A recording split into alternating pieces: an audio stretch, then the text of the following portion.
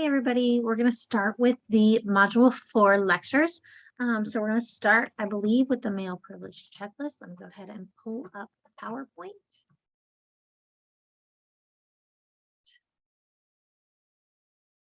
Oh, just kidding, we're not. We're going to start with Audre Lorde's piece. Let me get to that, make sure I'm on the right one. All right, so first we're going to define a few things because I think it's important to define things as the author is intending to define them, and then we'll kind of get into really how those things might be extended as we talk about them broadly in sociology. So in this particular piece, Lorde describes racism as the belief in the inherent superiority of one race over all others and thereby the right to dominance, and sexism as the belief in an inherent superiority of one sex over the other and thereby the right for dominance. When we talk about this broadly, we also add that it's not just a belief, but it's also a tangible thing that is enacted within not just interpersonal interactions to a specific individual, but we talk about those in reference to how they play out within the structures we put in place in the institutions. So, i.e. things like laws, i.e. things like educational systems that perpetuate specific ideas of what is normal or what is most important to talk about or who is most important to talk about. And things of that nature. This is not just something an individual embarks on another individual. Sexism and racism are systemic, they are structural, and that they are inherent into the system that we operate. Well, they're not inherent, they're built into the system that they operate as a societal form of control and structure. So we need to make sure that we are talking about this, not just from an individualistic point of view, which is also good because it does impact individuals in every way, but we also broaden that to talk about how they are systems of inequality that are through structural and systemic natures. And Audre Lorde does talk about kind of some structural issues and things of that nature within this piece. So it's still viable to talk about how that belief, as she talks about it, translates into real life systemic processes and that then impact others depending on, like, without necessarily another individual to institute them in a very one-on-one interaction. Okay. This also has links to ageism, heterosexism, elitism, and classism. So I want to really briefly talk about those things. Ageism is the idea that you have to read, that you have to be a specific age period. Usually it's in our like 30s to 50s range. Well, probably not even 50 anymore. Where you have experienced life enough to not be considered an adolescent or a youth or what have you, and you have not experienced too much that you're considered elderly or not of as much value societally as that. Now, that is not saying that these categories, all of these categories are based on social constructions that are based on inequality and difference that may or may not exist. So understand that as I'm saying these things, these beliefs are not something that I uphold or would like to uphold in any form or fashion. They are discriminatory measures, societal measures, and that we place people on different ranks in order to create structures of difference. And so these things have very, very harmful and very negative impacts on individuals.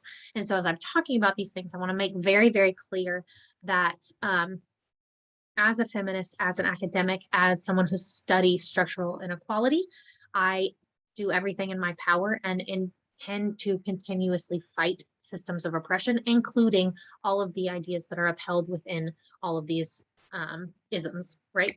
And the phobias. So heterosexism, again, is that idea that heterosexuality is the dominant and should be the dominant ideology.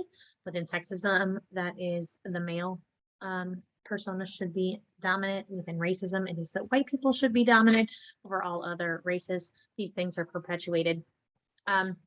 Elitism is this idea that if you are part of an elitist structure, whether it be within academic spaces, whether it be within businesses, whether it be within whatever it is, that you have this elite embodiment that allows you to have power over others in ways that are in ways that create structural oppression. Classism is similar to elitism in the sense that classism is focusing on that belief that, as Lorde would put it, that belief that one class is superior to all others and dominant, and generally that is the most upwardly mobile class, which is generally unobtainable to the majority of humans. So really, again, we talk about a lot about classism as structured into capitalism and our current economic structure when you get into your sociology upper division classes. So I'm not going to harp on it too much, but if anybody has any issues with any of these definitions or really wants anything clarified, please feel free to email me or talk through that.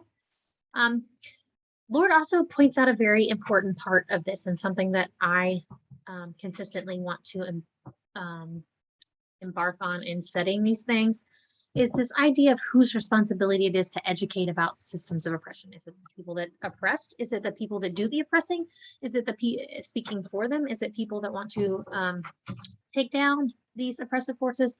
Or is it us as an individual need to seek out and understand others by both listening and finding reputable research and information in order to create and maintain, well, in order to break down and not maintain these perpetuations of these isms and these obias. When I say obias, I'm talking about like homophobia and things of that nature, right? Transphobia, the works, right? Anything that has an ism or obia is pretty much the talking about structured inequality and the oppression of a specific type of person or specific types of people.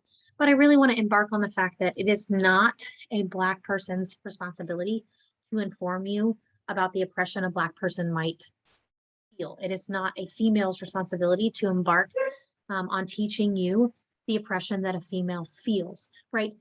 And engages with and has, right? It is not anyone who experiences oppression's responsibility to seek out those who oppress them and explain to them their life experiences. That is not their responsibility.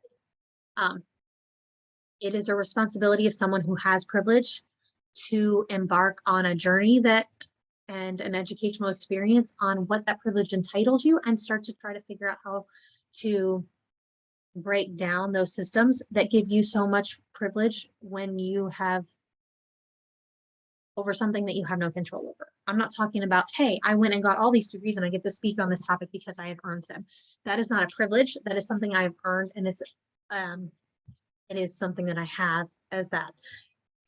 However, my whiteness did impact my educational opportunities and my ability to obtain jobs, and in ways that we need to structurally break down and give better opportunities to all of those who are qualified for those positions, or all of those who are seeking those educational opportunities.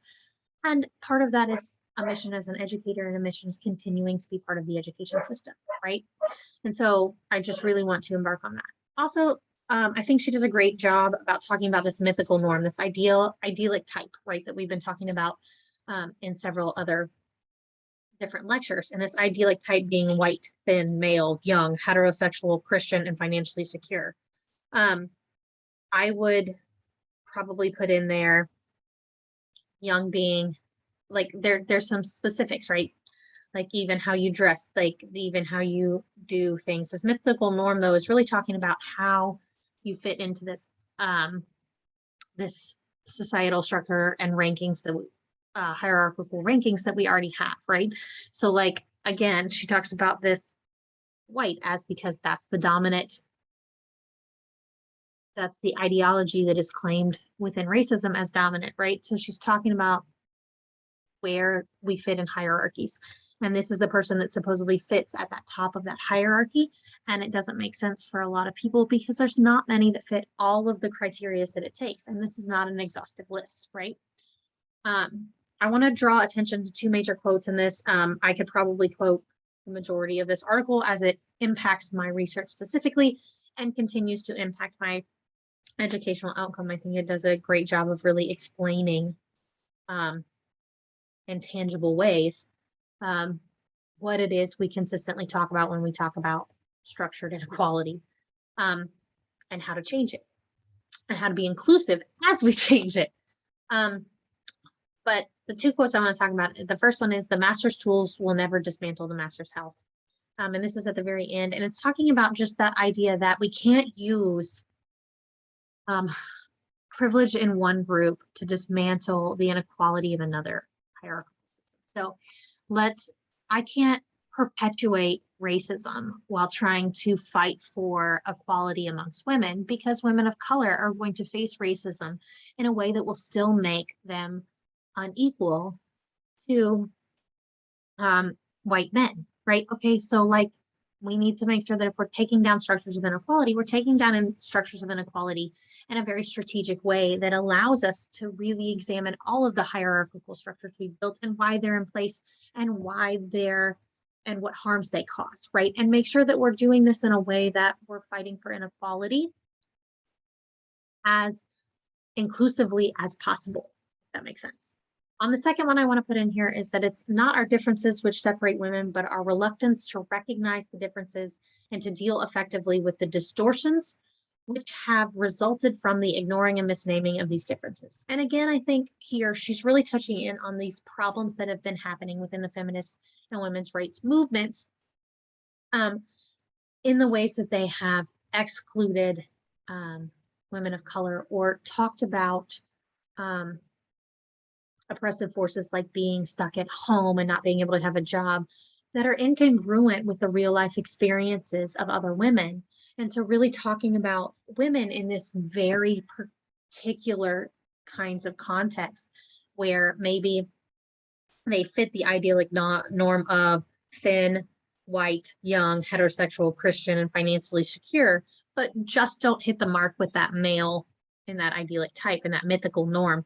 And so if you take away this idea that all these other structures of inequality you're gaining privilege from in order to fight for that one specific inequality that you may have isn't depictive of all of the other women that may be fighting for all the other things. Maybe I'm a white disabled woman. Maybe I'm a white disabled queer woman. I'm still need to fight the inequalities that happen with being a disabled person, along with fighting the inequalities that happen because I am female. In the same way, Lorde talks about how she has to fight the inequalities within a heteronormative system, within a racist system, within a sexist system, within a class system, right? And it caused her both issues when it came to figuring out how to find materials for her artistic process, and when it came to finding material, or when it came to finding like when it came to finding and creating healthcare, when as she got older and ended up finding having some health issues. So really discussing how it's not necessarily that we have differences, it's how those differences create a different set of life experiences and a different set of inequalities. And if we do not name and talk about and do so in a very inclusive way, all of these different all these different intersections of inequality and broach how those things impact women overall, then we're not really fighting for women's equality. We're fighting specifically for white, thin, female, young, heterosexual, Christian, financially secure equality. And that's not what we're trying to accomplish within any kind of movement for social justice, right? So that's kind of where that one's at. And I think that's a good read. So make sure you go back and kind of talk or work through it if you have any questions. As always, please feel free to an email, or if you want to do a Zoom, shoot me a time, and when that is a time and a day that will work for you, and we'll see what we can do. All right, I hope you have a great week, and I will see you soon.